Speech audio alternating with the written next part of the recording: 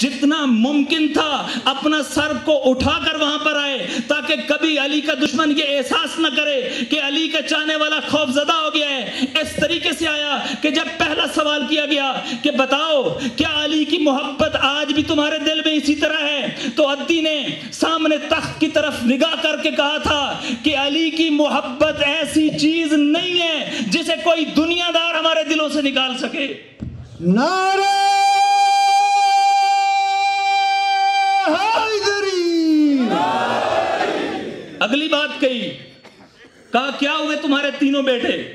طارق، طرفہ اور طریف، تانا دیا، چوٹ لگائی، آپ کو بھی لگاتے ہوں گے لوگ، تمہارے بیٹے شہید ہیں۔ کہا کیا ہوا تمہارے تینوں بیٹے؟ کہا الحمدللہ تینوں بیٹے وقت کے امام کی نصرت کرتے ہوئے شہید ہو گئے۔ کہا علی نے تمہارے ساتھ انصاف نہیں کیا، اور طنز کیا، علی نے تمہارے ساتھ انصاف نہیں کیا کہ اپنے بیٹوں کو جنگ کی آگ سے محفوظ رکھا، تمہارے عرب کے خوبصورت اور شجاع جوانوں کو جنگ کی بھٹی میں جھونک دیا۔ عدی نے کھڑے ہو کر یہ جواب دیا، نہیں، خدا کی قسم میں نے علی کے ساتھ انصاف نہیں کیا کہ علی تو چلے گئے ہیں اور علی کا یہ نام نیاد چاہنے والا ابھی بھی زندہ ہے۔ ایک آخری سوال ہوگا، یہ ہمارا پیغام کا جواب ہے۔ کہا بتاؤ، آخر لوگ مر جاتے ہیں تو انسان کے اوپر فرق پڑتا ہے، کیا زمانے کے اتار چڑھاؤ نے علی کی محبت کو تمہارے دل سے کم نہیں کیا؟ کہا سنو، اور آپ بھی سنیں، کہا سنو، علی کی محبت ہمارے دل میں موجزن سمندر کی طرح ہے۔ جیسے جیسے علی کا نام لیا جاتا ہے ہمارے دل کے سمندر میں جوش آنے لگتا ہے، جیسے جیسے علی کے نام میں اضافہ لیا جاتا ہے ایسے ایسے ہمارے دل کے سمندر کے جوش میں اضافہ ہونے لگتا ہے۔ اور قسم بخ خدا، ہمارا یہ جسم گوشت اور لہو سے نہیں بنا، بلکہ ہمارا یہ جسم ولایت علی ابن ابی طالب سے بنا ہے۔ گوشت اور لہو کو جدا نہیں کیا جا سکتا، ولایت علی ابن ابی طالب کو ہم سے جدا نہیں کیا جا سکتا۔ ہاں، یہ ہمارا جرم تھا، ایک جرم ہمارا اور ہے، یہ جرم ہمارا رہے گا۔ لیکن جو دوسرا جرم ہے وہ یہ تھا، ہم نے یہ فرض کر لیا تھا کہ ہم اس وطن کے وہ شہری ہیں جن کی تعداد تو 5 کروڑ ہوگی، لیکن ہمارا کوئی کردار نہیں ہوگا، کوئی رول نہیں ہوگا، نہ سیاست میں، نہ اجتماعیات میں، نہ ڈیسیژن میکنگ کے اندر، نہ فارن پالیسی میں۔ جب ہم ڈیسیژن میکنگ میں رول پلے نہیں کریں گے تو کیا وہ دہشت گرد کریں گے جو اس پاکستان کو تسلیم نہیں کرتے؟ کیا ان لوگوں کی نسل کرے گی جو قائد اعظم کو کافر اعظم کہتے تھے؟ جب ہم اپنا رول پلے نہیں کریں گے تو کیا وہ لوگ کریں گے جو کہتے تھے ہم پاکستان بنانے کے جرم میں شریک نہیں ہیں؟ یہ رول ہمیں پلے کرنا تھا، یہ کردار ہمارا بنتا تھا، یہ کام ہمارا تھا، ہم نے نہیں کیا۔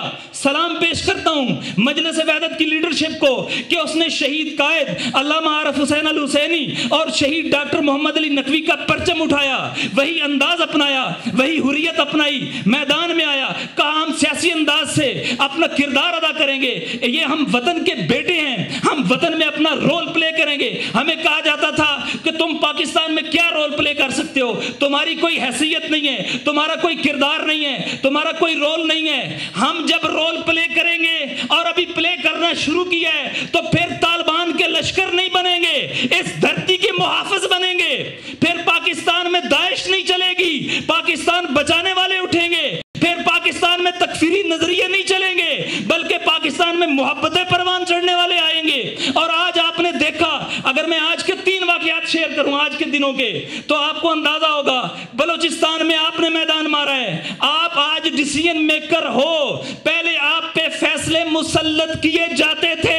سید محمد رضا آپ کا نمائندہ ہے، مجلس وحدت کا نمائندہ ہے، آپ سب کا نمائندہ ہے، آج وہ فیصلہ سازی میں سٹیک ہولڈر ہے، شریک نہیں ہے، بلکہ فرنٹ اینڈ پہ رول پلے کرنے والا ہے۔ یہ اس نے کردار ادا نہیں کیا، یہ آپ کا کردار ہے۔ آپ نے یہ ثابت کر دیا ہے بلوچستان آپ کا ہے، کوئٹہ آپ کا ہے، آپ اسمبلی میں رول پلے کر سکتے ہو، حکومتیں بنا بھی سکتے ہو، حکومتیں گرا بھی سکتے ہو۔ مظلوموں کا ہم نوا آغا رضا، آغا رضا، مظلوموں کا ہم نوا، سنو، مظلوموں کا ہم نوا۔ ابھی ایک سازش اور کی گئی، ایک نام نہاد وزیر اعلیٰ نے جی بی کے اندر، حساس علاقے کے اندر ایک مکتب کے لوگوں کو بھی نشانہ بنایا، لوگوں کو فرقہ وارانہ بنیادوں پر تقسیم کرنے کی کوشش کی۔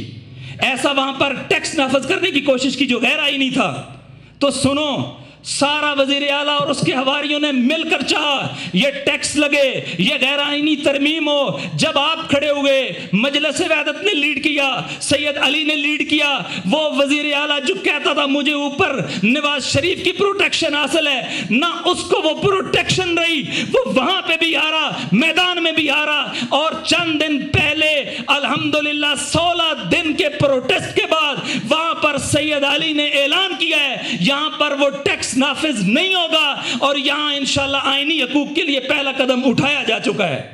آپ نے جی بی کے اندر بھی کامیاب نہیں ہونے دیا. اور ابھی یہ مجلس کی لیڈرشپ ہے، 40 اپوزیشن جماعتیں اکٹھی ہوئی، کہا ہم 9 رکنی ایک ٹیم بنائیں گے. ہم کو 40 اپوزیشن جماعتوں کی، جن میں پی پی بھی ہے، جن میں پی ٹی آئی بھی ہے، سب کا ہم کو پاور حاصل ہوگی. ان کا فیصلہ سب پارٹیوں کا فیصلہ ہوگا.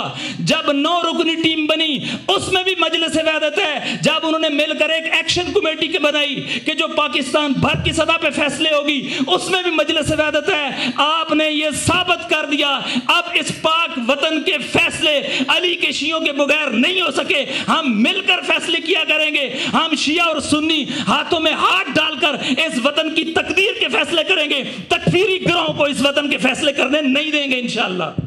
عزت، قوت اور نجات، کوشش وحدت ہے دن رات. عزت، قوت اور نجات، کوشش وحدت ہے دن رات. عزت، قوت اور نجات. صرف 2 باتوں سے اپنی بات اینڈ کروں گا. ایک، سید رضا نے بھی بات کی، ہمیں اپنی پاکستانیت بتانے کی ضرورت نہیں ہے. وہ سامنے آئیں جو ہم سے ہماری پاکستانیت کا سوال کرتے ہیں، وہ بتائیں جن کے ذہن، جن کے قلب، جن کا مال، جن کے بیٹے یا سعودی عرب کے اندر ہیں یا امریکہ کے اندر ہیں یا پاکستان سے باہر ہیں. وہ اپنی حیثیت بتائیں کہ ان کا سٹیک ہولڈر کون ہے، ان کے دل کہاں ہیں، ان کے ذہن کہاں ہیں. ہمارا دل بھی ادھر ہے، ہمارا ذہن بھی ادھر ہے، ہمارا جینا بھی ادھر ہے، ہمارا مرنا بھی ادھر ہے. ہم سے اس وطن کے حوالے سے کوئی سوال نہ کرے.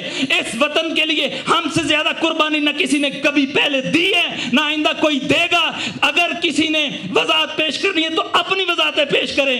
تم زیر سوال ہو، ہم زیر سوال نہیں ہیں. ہم نے کبھی پاکستان دشمنوں سے ہاتھ نہیں ملایا. ہم نے کبھی اس وطن کے خلاف اقدام نہیں کیا. ہم نے کبھی پاکستان کی سالمیت کے خلاف بات نہیں کی.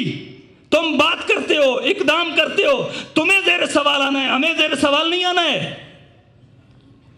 آخری بات کہوں گا کہ اگر میں ملی بات بھی کروں، کیا ایک کمزور ملت اپنے زمانے کے امام کی ناصر ہو سکتی ہے؟ نہیں ہو سکتی ہے. کیا وہ ملت جو اپنے وطن کی ڈیسیجن میکنگ میں نہ ہو، اپنے منطقے کی ڈیسیجن میکنگ میں نہ ہو، اپنے علاقے کی ڈیسیجن میکنگ میں نہ ہو، کیا وہ زمانے کے امام کی حامی و ناصر ہو سکتی ہے؟ نہیں ہو سکتی ہے. تو ہمیں علمی طور پہ بھی، ہمیں دینی طور پہ بھی، ہمیں سیاسی طور پہ بھی پاکستان میں یہ رول پلے کرنا ہے. اس وطن کی دفاعی پالیسی، اس وطن کی خارجہ پالیسی، اس وطن کی اقتصادی پالیسی، اس وطن کی سیاسی پالیسی اس وطن کے بیٹوں کے ہاتھ میں ہوگی. انشاءاللہ شیعہ اور سنی مل کر اس وطن کا فیصلہ کریں گے.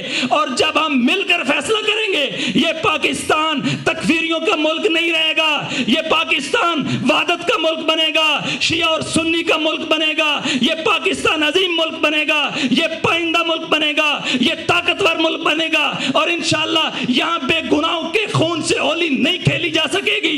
میں آج یہ کہنا چاہتا ہوں، اگر پارلیمنٹ کے اوپر حملہ کرنے والوں کے لیے ملٹری کورٹس بن سکتی ہیں، اگر پاکستان میں بڑے واقعات کے لیے ملٹری کورٹس بن سکتی ہیں، تو اس ثانیہ علمدار روڈ کے لیے بھی ملٹری کورٹ بننی چاہیے. ہمارے بڑے سانحات میں، شکارپور میں، پورے پاکستان میں سانحات کے لیے ملٹری کورٹ بنے تاکہ پاکستان طے کرے دہشت گردوں کے مقابلے میں ہم مل کر کھڑے ہوں. ریاست بھی کھڑی ہو، عوام بھی کھڑے ہوں، ادارے بھی کھڑے ہوں، تو انشاءاللہ یہ وطن عظیم بنے گا اور دہشت گردوں کو اس ملک میں کسی سے سلام لینے کی بھی گنجائش نہیں ملے گی انشاءاللہ.